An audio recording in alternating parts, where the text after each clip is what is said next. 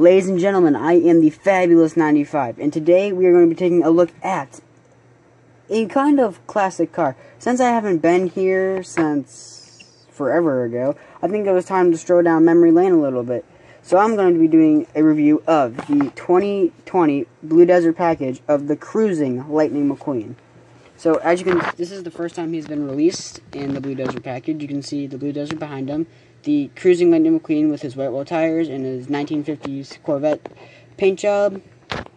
You see the name Cruzin Lightning Mcqueen, Rayo McQueen de Paso, Flash McQueen Sport. Oh, I actually can say some of those.